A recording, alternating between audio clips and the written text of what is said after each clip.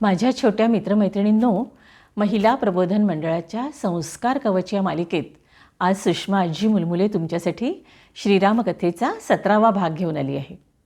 मागच्या भागात मी तुम्हाला सांगितलं की राम आणि लक्ष्मणाला सोनेरी हरणाच्या बहाण्याने पर्णकुटीपासून दूर वनात पाठवून रावणाने सीतेला पळवून नेलं आणि तिच्या रक्षणासाठी धावलेल्या जटायूचे पाय आणि पंख त्याने छाटून टाकले. त्यामुळे जखमी होऊन रक्तबंबाळ अवस्थेमध्ये जटायू जमिनीवर कोसळला. आता पुढे काय झालं ते ऐका. आपल्यावर अचानक आलेल्या या संकटामुळे सीता अतिशय घाबरून गेली आणि ती सारखी रडायला लागली. रडत रडत आपल्या रक्षणासाठी ती राम आणि लक्ष्मणाला हाका मारायला लागली. पण त्याचवेळी ती रावणाला अतिशय कठोर शब्दांमध्ये रागवत देखील होती. ती त्याला म्हणत होती की हे नीच राक्षसा, माझे पती श्रीराम किती पराक्रमी आहेत हे तुला माहीत आहे का? तू मला पळवून नेलंस हे कळल्याबरोबर ते धावत येतील आणि तुला ठार करून माझी सुटका करतील. तुझ्या 14,000 सेनेला ज्यांनी एका क्षणात नष्ट केलं त्यांना तुला नष्ट करणं असं कितीसं कठीण असणार आहे. ती बोलत असतानाच त्यांना वाटेमध्ये ऋष्यमुख पर्वत लागला. त्यामुळे रावणाचा वेग थोडासा कमी झाला आणि सीतेने पाहिलं की त्या पर्वताच्या शिखरावर 5 मोठमोठे वानर बसलेले आहेत. ते होते नल, नील, अंगद, सुग्रीव आणि हनुमान. त्यांना बघून सीतेला एक युक्ती सुचली. तिने आपल्या अंगावरचे राहिलेले दागिने गोळा केले आणि आपल्या ओढणीमध्ये त्यांची पुरचुंडी बांधून तिने ती त्या वानरांच्या दिशेने फेकली. तिला वाटलं की पुढे जेव्हा राम या भागामध्ये आपल्याला शोधत शोधत येतील आणि चौकशी करतील तेव्हा हे वानर त्यांना हे दागिने दाखवतील आणि ते दागिने ओळखून रामाच्या लक्षात येईल की आपल्याला रावणाने कोणत्या दिशेला नेलेलं आहे. आणि खरोखरच तसं झालं. त्या वानरांनी ती पुरचुंडी उचलली आणि वर आकाशाकडे पाहिलं तेव्हा त्यांना एका तरुण स्त्रीला एक राक्षस जबरदस्तीने पळवून नेतो आहे हे दिसलं. इकडे रावण लवकरच सीतेला घेऊन लंकानगरीमध्ये पोचला. त्याने तिथे अशोक वाटिका नावाच्या असलेल्या बागेमध्ये सीतेला ठेवलं आणि तिच्यावर भयंकर अशा राक्षसींचा पहारा बसवला. आणि त्या राक्षसींना त्याने सांगितलं की हिला दुसऱ्या कुणालाही भेटू देऊ नका, मात्र ती दागिने, कपडे, हिरे, मोती असं जे काही मागेल ते सगळं तिला ताबडतोब द्याला.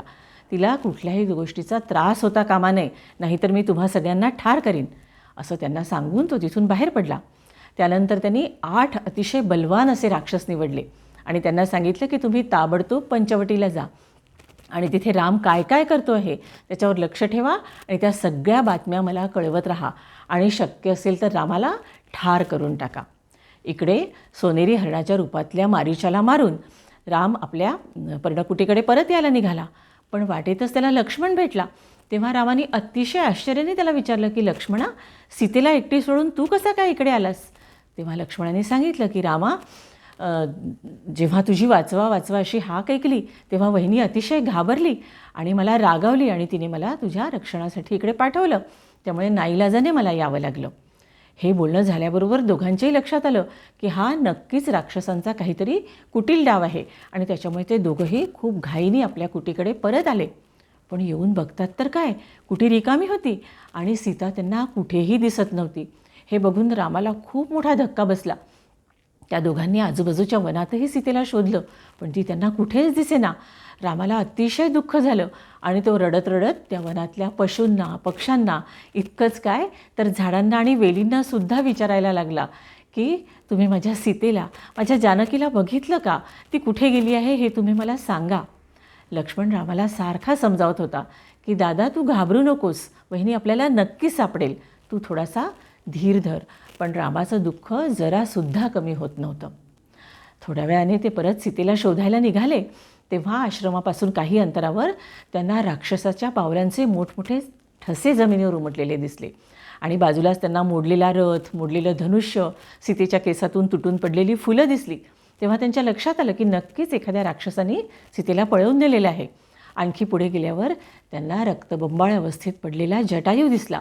राम आणि लक्ष्मणाच्या भेटीसाठी जटायूने आपले प्राण कसे तरी रोखून ठेवले होते. त्यांनी रामाला कसंबसं सांगितलं की रामा, रावण नावाच्या राक्षसाने सीतेला दक्षिण दिशेकडे असलेल्या लंकेला पळवून नेलं आहे. एवढं सांगून जटायूने आपले प्राण सोडले. रामाच्या दुःखात आणखीन भर पडली. पण रामाने मोठ्या आदराने जटायूला अग्नी दिला आणि ते वनामध्ये दक्षिण दिशेकडे सीतेच्या शोधात निघाले. वाटेमध्ये त्यांना एक खूप प्रचंड धिप्पाड आणि विचित्र असा राक्षस दिसला. त्या राक्षसाचं डोकं कुठे होतं माहिती आहे का? त्याचं डोकं त्याच्या मानेवर नसून त्याच्या पोटात होतं आणि त्याच्या छातीवर एक मोठा डोळा होता, एकच डोळा होता. त्या राक्षसाने आपल्या प्रचंड अशा दोन्ही हातांमध्ये ताबडतोब राम आणि लक्ष्मणाला पकडलं आणि तो त्यांना आता खाणार. तेवढ्यात त्या दोघांनी चपळाई करून त्याचे दोन्ही हात छाटून टाकले आणि ते दोघं त्याच्या तावडीतून मुक्त झाले. पण इकडे त्या राक्षसाचं रूपांतर एका सुंदर अशा गंधर्वात झालं. गंधर्व म्हणजे स्वर्गामध्ये गायन करणारे देव. रामाने आश्चर्याने विचारलं की तू कोण आहेस? तेव्हा त्याने सांगितलं की मी एक गंधर्व आहे आणि मी केलेल्या एका अपराधासाठी मला हे रूप मिळण्याचा शाप मिळाला होता आणि मग मी क्षमा मागितली देवांची. तेव्हा त्यांनी मला सांगितलं की जेव्हा राम लक्ष्मण तुझे हात तोडतील तेव्हाच तुला तुझं पूर्वीचं रूप परत मिळेल. तो उशाप आज खरा झालेला आहे आणि त्यामुळे मला माझं पूर्वीचं रूप परत मिळालं आहे. तेव्हा आता मी तुम्हाला काय मदत करू ते तुम्ही मला सांगा. रामाला त्या गंधर्वांनी पुढे कशी मदत केली सीतेला शोधण्यामध्ये हे मी तुम्हाला पुढच्या भागात सांगेन. पण बालमित्रांनो, आजचा हा भाग ऐकताना एक गोष्ट तुमच्या लक्षात आली का? की आपल्यावर अचानक आलेल्या संकटामुळे सीता सुरुवातीला जरी घाबरून गेली तरी ती एक अतिशय बुद्धिमान आणि प्रसंगावधानी अशी स्त्री होती.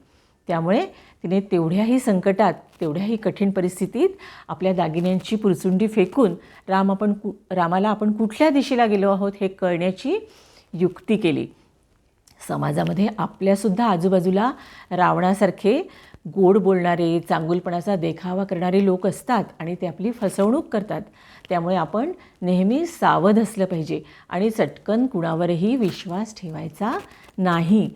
आणि यदाकदाचित आपल्यावर संकट आलंच तर सीतामाईसारखी आपली बुद्धी वापरून आपली स्वतःची सुटका कशी करता येईल याचा विचार करायचा असतो. आपल्या सीतामाईकडून आज आपण हे शिकलो, हो की नाही? चला तर मग आज माझ्याबरोबर म्हणा पुन्हा एकदा, जय जय जय जय जय श्रीराम.